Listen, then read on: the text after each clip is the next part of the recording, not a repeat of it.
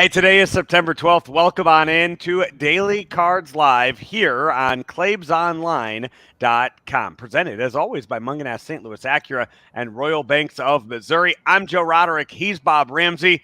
Rammer, Bonds, Aaron, Ruth. Those are the only three names that have more home runs in their career than Albert Pujols. And then Pujols. I could get a pretty good top of the lineup with that group. You know what? I think I'd score some runs. Yeah, I think I'd be able to make that work. Yeah, it's pretty incredible, and I'm glad that our city and Major League Baseball in general has really embraced this run to 700. It's cool to see putting a bow on an unbelievable career, and then for me, you know me, the fact that he's doing it in a fashion that is helping the Cardinals win and get into postseason. And this is not a shot at what we went through in '98 with McGwire. I was there. I was doing Cardinal games. It was absolutely a thrill. It was so much fun. The entire world of baseball embraced it, but the team was not very good. No, and that's why Sosa was the MVP. I mean, that's why he was the MVP that year, because he was doing it at a similar rate for a winning team, for a team that was in contention all year long. And I don't know if you read the Benjamin Hockman article this morning, just talking about the fact that this wasn't supposed to happen. Albert, it was supposed to be, okay, you know, the 26th spot on the team, on the roster. Hey, if there's a lefty up late in games or a lefty starter, you let him hit, and maybe he hits one real far and the fans are happy with it. But now we're seeing it. I mean, we're seeing him do more than hit home runs. I mean, seeing him hit near 270. We're seeing him go 3 for 4 in games. We're seeing, we saw the game against the Cubs, the home run in the 8th inning. We saw yesterday the home run in the 9th inning. I mean, we're back to getting clutch Albert Pujols. Right. And it is, I mean, it's kind of, I mean, it makes Cardinal fans look and go, you see how the Angels aren't winning with Ohtani. They're not winning with Trout. It's like, what the hell did you do to mess that guy up for 10 years? Yeah, and that you're right. That's the thing. It's not just the counting numbers. It's not just, going towards 700, passing A-Rod, but the fact that he's contributing in a big way, really producing with clutch hits, and is a key element in the Cardinals winning. I just think it makes it that much more special. Yeah. Also from this weekend too, Rammer. I want to guess where your thoughts are on this, but I'm going to let you tell me instead. The pepper grinder that Lars Nootbaar has brought out, the actual physical pepper grinder that is now in the Cardinal dugout. Rammer, your thoughts? I think that depends on the pepper blend that they're using. Because I use a grinder at home, and the right blend of pepper is really, really important. No, I think it's hilarious. It's not as obtrusive as the big hats and the chains and stuff that some teams use. The Blue Jays have a blazer. They have they have a blazer that they put on somebody when they hit a home run. Pretty funny, actually. It's so big, like it's oversized on Vlad, so that just shows how big it is. I'm fine with the grinder. It makes me laugh. It is, and you know what? I mean, for as much fun, as Albert's having this year, and Wainwright, I have never seen anybody have as much fun and be beloved as Lars Nootbaar. And I add that second part in there because Brendan Ryan, I don't know if he was beloved by certain people in the clubhouse back in the day, but he had a lot of fun playing baseball. But you know what? When you can't find your glove in the dugout, like that's middle school stuff right there. And when you have Chris Carpenter on your team, he's going to get mad. Well, Nootbaar, here's the most important part. He's playing well. Yes. Now, he's not hitting right now, although it looks like he might be ready to come out of it, but playing a terrific right field and making things happen when he does get the opportunity. And that's the key to being able to be silly. Yes. Yeah, absolutely. The Cardinals, though, this weekend, I mean, we're talking about individual stats. They do win 2 out of 3 this weekend. Big comebacks in their wins to come back this weekend, too.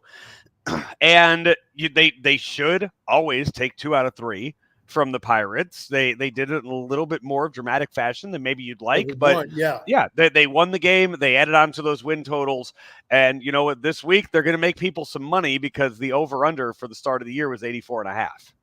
Yeah, you're absolutely right about that. It seems like over the last week, the only times they can win is when the opposing manager sends in a wounded animal to the mound, and then they jump all over him.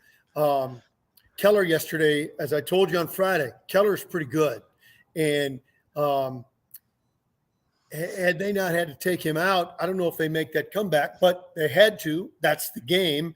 And a wounded animal came in. The Cardinals smelled blood and made him pay. So finding ways to win, hey, whatever it takes right now. And they're doing that when the offense isn't clicking on all cylinders. So that's a good sign for when they do get hot again. And do it yesterday, the lineup they put out there, no Goldschmidt, no Arenado. I don't remember. I guess Toronto would have been the last time that we didn't see Goldschmidt or Arenado both in the lineup on the same game. And all this talk, all this, all the seconds of airtime that we've given Albert Pujols, Corey Dickerson's double set up Albert Pujols to hit the game, to the go-ahead home run yesterday. And it is, his second half of the season has been remarkable. If you would have taken a vote at the end of June, keep him or cut him, it would have been a landslide. Mm-hmm. Who would have voted to keep him? Well, the Cardinals, his wife, probably because of contract. Yeah. And I guess maybe a couple of other reasons. He's a veteran, and they knew they needed to get hot, but they kept him. They believed in him, and he has paid off in the second half, big time.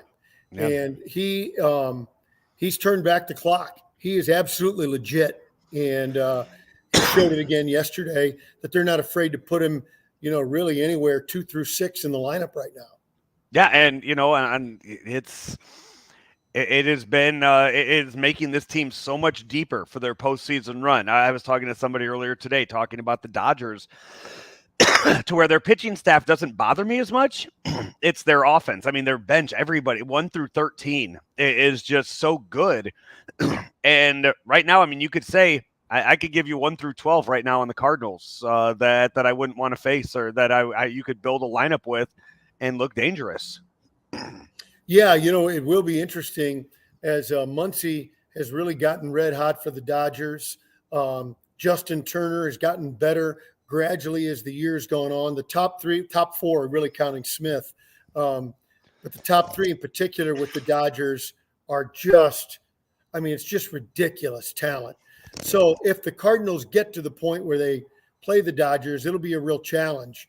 But what's interesting to watch now, starting tomorrow, the Brewers aren't just trying to get after the Cardinals. Oh, we got to catch the Cardinals. They buried us. In some ways, they probably don't even care. They got to beat the Cardinals to get into the wild card. Yep. It's 3 teams for 2 spots, and the Brewers are still in the hunt. Yeah, they are. They cannot. They don't need to look anymore. No. At the 8 games. It's like the Cardinals last year. The Brewers got up so much, you stopped looking at that. You looked at chasing you looked to see who you could chase in that wild card, right. and that's when they got hot. And the Brewers right now, I think were they 1.5, 2 games back of that 3rd wild card spot right now with the Padres. Yeah, that's where their focus needs to be, while the Cardinals kind of just look at the Mets or the Braves and see what those 2 teams are doing and see if there's any chance that they can reach them for that 2 seed. So we will have a full preview of that. This very well could be one of the most historic weeks in Cardinal baseball when you look at what we know for sure is going to happen on Wednesday with Yachty and Wainwright in their start, and then 3 away from 700 for Albert with a lot of games at home. Before they went into Pittsburgh, I really still didn't like Albert's odds, and I'm not saying it's a guarantee now, but I feel pretty good about it after hitting those 2. I with 6 games left against I thought if he got within 5 before those final 6 games of the season, I thought we would see it. So now being within 3, with 3 weeks left in the season. Yep. I think it's a matter of when. I think that's what we're looking at right now. I feel very good about it. Yep, yeah. I agree. Hey, he is Bob Ramsey, and I'm Joe Roderick. This has been another edition of Daily Cards Live, and we're brought to you each and every day by Mungenast St. Louis Acura and Royal Banks.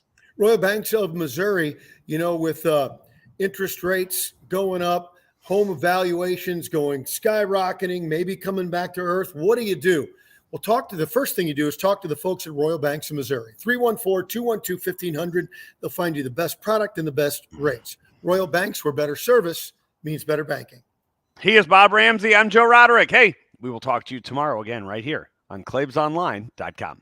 St. Louis Acura has an unbeatable selection of new cars arriving daily, like the all-new 2023 Acura Integra. We also have a great selection of over 200 pre-owned and factory precision courtesy vehicles with finance rates as low as 1.9% for 36 months with approved credit. And we've added Saturday service hours to our newly renovated service facility. Don't forget, we'll buy your vehicle here at our dealership or from the convenience of your home. St. Louis Acura, better than ever for you.